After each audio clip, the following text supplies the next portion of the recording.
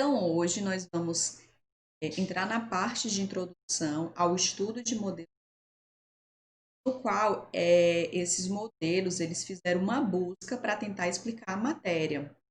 Como a matéria é constituída por átomos, então a busca foi entender, compreender como que é a estrutura de um átomo. Nós vamos ver filósofos, cientistas que propuseram dados, teorias, e que essas teorias, com o decorrer do tempo, ou elas foram aprimoradas ou elas foram eliminadas. Mas antes de adentrar especificamente dentro de econômicos, nós vamos entender o que é um modelo científico. É importante fazer esse estudo científico.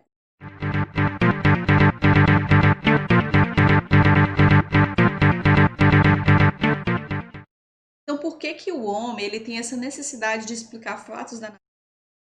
Porque a humanidade ela está em constante dúvida, né? Perguntando por que isso, por que aquilo, e sempre tem alguém que dá aquele pontapé de tentar fazer essa explicação, tentar explicar esse fato. Hoje o mundo ele sofre em razão da Covid-19. Nós nunca nesse momento imaginávamos que íamos passar por isso. Então a gente está com esse distanciamento social desde o mês de março, em razão dessa doença, para tentar esse distanciamento ele aconteceu para se tentar minimizar a questão da disseminação do vírus, né? Porque se nós tivéssemos mantido contato, como é uma doença que ela tem efeitos colaterais mais fortes em algumas pessoas, então foi para tentar minimizar esse impacto. Aqui foi um levantamento que eu fiz no sábado e ontem sobre como é que estavam as mortes no mundo em reação da Covid. Aí esse dado aqui eu peguei no sábado, às 9h08 da manhã, e aí de morte tinham 989.380. Ontem, dia 28 de setembro, eu fiz esse levantamento e a gente já observou praticamente 2 dias, né? Houve praticamente 10 mil, em torno de 10 mil, de sábado para segunda, mas já quase chegando em 1 milhão de mortos causado pela Covid-19. Quanto ao número de casos, né, já passamos do 33 milhões. Então, a gente tem percebido que a gente, por ter feito algumas ações, como álcool gel nas mãos, ter mantido o distanciamento, com certeza minimizou em muito esse impacto dessas mortes, porque a gente acabou minimizando a questão da disseminação do vírus. Hoje nós sofremos com a Covid, mas será que foi a primeira vez que a gente teve esse impacto no mundo por causa de uma doença? Será que teremos novas doenças? E aí algumas perguntas às vezes a gente se faz. Quando a gente vai ter vacina? Qual o papel dos cientistas nesse momento? Como as doenças do passado estão refletindo nessa prevenção da Covid-19 atual? Então, hoje nós sofremos com a Covid, mas já tiveram outras doenças, né, que mataram milhões de pessoas, ou seja, milhares de pessoas. A peste negra foi uma doença, matou 50 milhões de pessoas. Isso aconteceu no ano de 1333 a 1350. A cólera, onde houve centenas de milhares de mortes, aconteceu entre o ano de 1817 a 1824. A varíola, que aconteceu entre 1806 a 1980, causou 300 milhões de mortes. A gripe espanhola, que aconteceu entre 1918 e 1919, assim, na faixa de 1 ano, foram 20 milhões de mortes. Então, houveram outras grandes doenças que causaram números elevadíssimos de morte.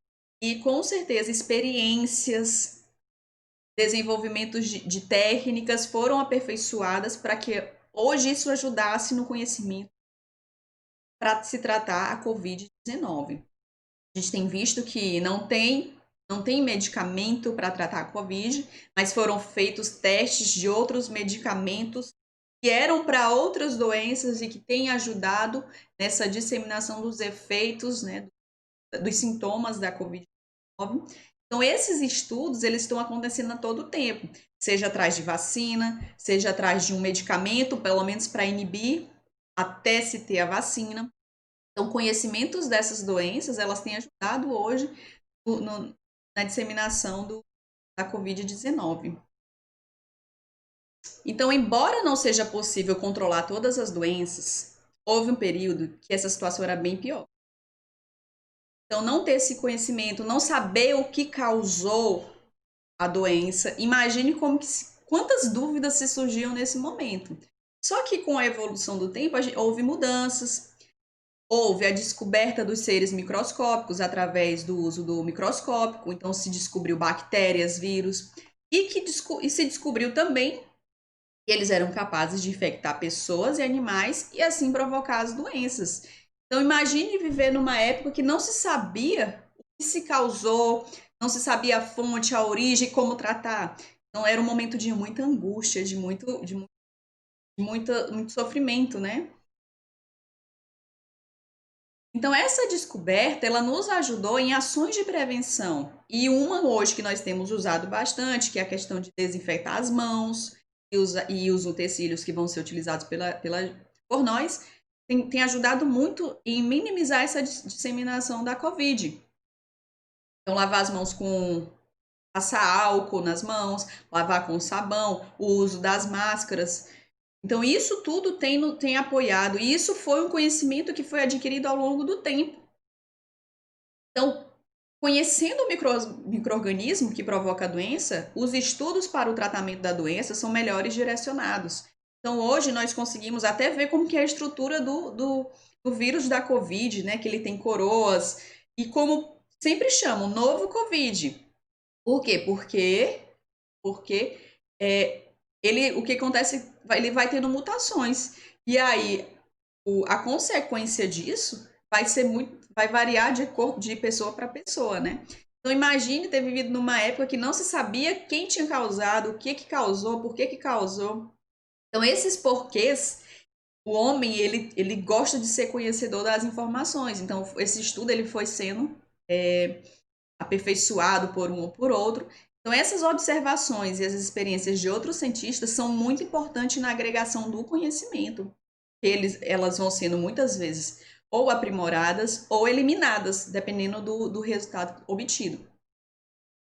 Isso por quê? Porque nós, quando fazemos um estudo, a gente vai atrás do objetivo que nós queremos.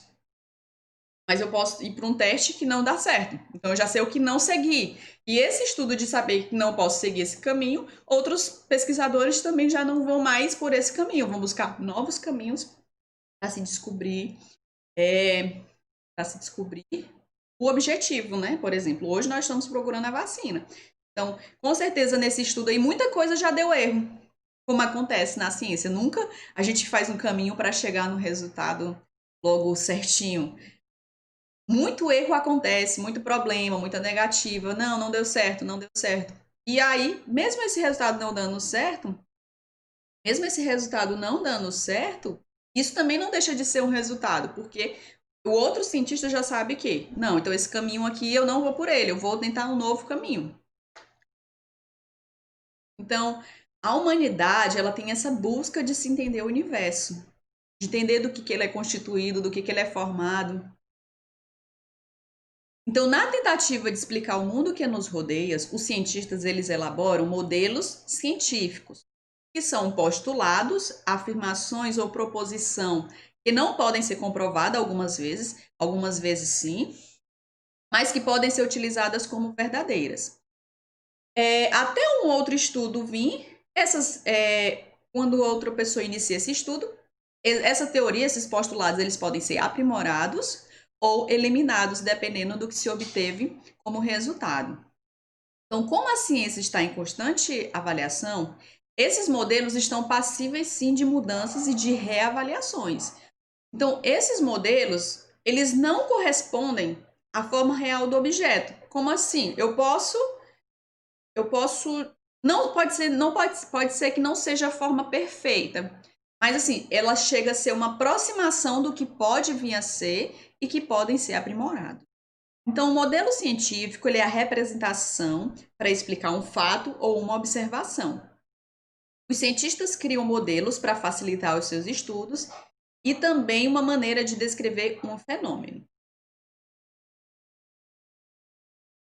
Ao se observar um fato, ter uma dúvida, o cientista ele elabora hipóteses.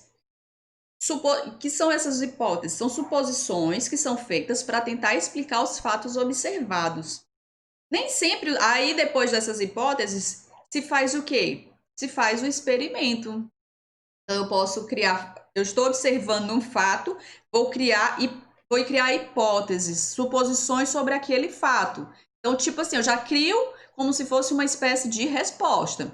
Só que para ter essa certeza, a gente precisa experimentar, fazer o experimento para confirmar essas previsões. E caso não tenha ido no caminho que nós desejamos, a ideia é reiniciar o processo. Então, isso tem bem acontecido nesse estudo da vacina, né? Se faz uma hipótese sobre um determinado fármaco e aí experimenta. Com base nos resultados, pode-se dar continuidade ou pode não, vamos reiniciar esse processo. Então, o cientista está sempre construindo o conhecimento a partir de um processo contínuo de erros e de acertos. Nem sempre os modelos científicos eles foram só acertos, eles são erros e acertos. Aí trouxe até aqui para vocês essa chargezinha. E primeiro, esse cientista aqui fez uma previsão. Ele disse assim: com base nos meus conhecimentos de química, suponho que a mistura dessas duas substâncias seja muito reativa. Aí ele fez a previsão, fez a hipótese. Aí ele fez a experimentação. Vou derramar uma sobre a outra e agitar a mistura. Então, colocou as duas em contato, agitou. Aí a conclusão do resultado, não aconteceu nada. Né? Não foi visualizado ali nenhuma liberação de calor, nenhuma liberação de gás, nenhum precipitado. Então ele já disse, não reagem. Aí ele botou, nenhuma mudança. Logo, nestas condições, as duas não reagem. Aí ele criou outra hipótese aqui com relação a outras duas substâncias. Então, estas outras duas também não devem reagir, né? Tendo aquela hipótese sobre se as duas primeiras não tinham reagido, as outras duas também não. Aí o que aconteceu? Houve uma reação. Aí ele botou aqui, talvez seja melhor mudar minhas roupas e minha teoria. Porque ele foi avaliar a questão dessas duas, com base num dado que ele tinha observado para uma situação anterior, mas a hipótese dele não foi confirmada. Então, uma nova teoria, ela vai ser proposta, né? Então, o processo aqui foi reiniciado em razão disso. A gente está criando a hipótese, experimentando, e com base nos resultados se tira as conclusões, que pode ser favorável, mas também que pode não ser favorável. Então, os cientistas, eles observam um fato, eles estudam esse fato, e com base nesse estudo, eles tendem a criar hipóteses, levantam hipóteses para explicar esse fato. Só que para dar uma segurança de que essa hipótese sobre esse fato, sobre essa observação é coerente, o ideal é que se realize experimentos. Então, hoje nós estamos estudando a questão da vacina para a Covid. Eles observaram como que o vírus ele se comporta, estudaram um pouco, né? É novo, mas tentaram ver estudos similares para ajudar e levantaram algumas hipóteses.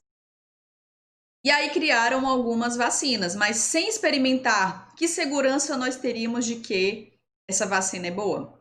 Então, com base nesses experimentos, com base nos testes, nós vamos ter os resultados. Então, por mais que tenha sido elaborada uma vacina, produzida uma vacina, se o resultado tiver sido ruim, se não tiver tido produção de anticorpos, por que nós vamos tomar essa vacina?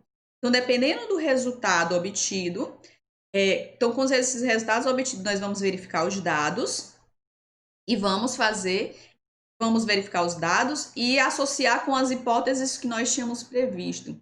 E, em caso de coerência, ela pode ser aceita como uma nova teoria. Caso os dados não batem com a hipótese, então o processo ele vai ter que ser reiniciado. Então, conhecer a estrutura da matéria também é importante, também foi importante na história das ciências. Conhecer sobre do que era formado a matéria e como que era a composição dessas coisas que formam a matéria. A matéria, lembrando, é tudo aquilo que tem massa e ocupa lugar no espaço. Não pode ser dividida infinitamente. Que sentido? Uma hora a gente vai dividir essa matéria, mas uma hora ela vai chegar no mínimo, né? Que é a parte finita. Ela não pode ser dividida infinitamente, ela se acaba em algum momento. Então a matéria é formada por partículas muito pequenas, denominada de átomos. Então o que forma a matéria são os átomos. E um exemplo de modelo estudado em ciências é o que trata sobre os modelos atômicos, que visa influir justamente sobre esse mundo invisível da matéria, que são os átomos. Então, vários modelos foram sendo propostos para se entender do que era constituído os átomos. Então, no século V a.C., o filósofo Empédocles imaginou que toda a matéria era formada por 4 elementos. Então, nós, como matéria que somos, éramos formados de ar, terra, fogo ou água. Então, esse filósofo propôs que toda a matéria era formada por esses 4 elementos. Até a proposição das ideias dos 2 filósofos gregos, Leucipo e Demócrito. Também aconteceu ali no ano 4 e 5 a.C. Eles criaram esse conceito de átomo, que significa indivisível. Então tá aqui uma ilustração que explica bem mais ou menos o que ele pensou, né? Então teria aqui uma pedra e nós vamos dividir nessa pedra. Dividindo, chegou na menor unidade dessa matéria. E aí ele percebeu que quando chegou nessa menor unidade, ele não obteve terra, fogo, ar ou água. E aí ele ficou com esse questionamento, né, essa dúvida. E aí ele propôs que a menor parte seria o átomo. Então, a ideia de Leucipo e Demócrito, que o átomo era indivisível, chegou com base nesses 2 filósofos. Eles acreditavam que o universo era formado por essas partículas indivisíveis. Porém, esse modelo de Leucipo e Demócrito, ele foi baseado apenas na intuição e na lógica, não foi comprovado. Então, qualquer outra pessoa que viesse com alguma outra teoria, ela também poderia ser dita como certo ou não. Então, como foi um modelo baseado apenas na intuição e na lógica, as ideias de Leucipo e Demócrito não foram aceitas pelos filósofos da época. Depois dele veio Aristóteles, no ano de 384 a 322 a.C. Ele contrariou essa ideologia de Leucipo e Demócrito. Não existe átomo, não. Que eles não são formados por átomos. E essa concepção dele de que não existia átomo durou por mais de 2000 anos. E qual era a ideia dele? Ele aprimorou a ideia dos 4 elementos, que a matéria era constituída de fogo, água, terra e ar. E ele ainda aprimorou, colocando que cada elemento desse, ele tinha 2 qualidades, né? Então, o fogo, por exemplo, ele tinha qualidade de ser quente e seco. A terra, de ser seco e fria. A água, de ser úmida e fria. E o ar, de ser quente e úmido. Então, a ideia dele é que cada um podia se transformar no outro pela adição ou remoção da qualidade que um possuía. Então, todas as matérias, Aristóteles acreditava que era formado por ar, terra, fogo e água, e o que mudava era a quantidade de elemento na matéria. Então, uma teria mais ar, outra teria menos terra, uma teria mais fogo, outra menos água. Então, o que vai mudar essa composição dos elementos. Então, essa ideia de Aristóteles, ela perdurou por mais de 2000 anos, até que viesse alguém para tentar confirmar se a ideia de Aristóteles era correta ou não. Então, na próxima aula, nós vamos continuar contando essa história. E aí vocês vão perceber o quanto evoluiu essa teoria. Nós vamos ver que a ideia de Aristóteles ela perdurou por mais de 2000 anos, mas ela não foi confirmada. Confirmou então a ideia de Leucipo e Demócrito, que dizia que a matéria era formada por átomos. Só que ele disse que o átomo era indivisível. E nós vamos ver como que isso avançou nos estudos dos modelos atômicos, porque os avanços tecnológicos, a agregação de conhecimento, ela ajudou a melhorar uma teoria ou eliminar outra.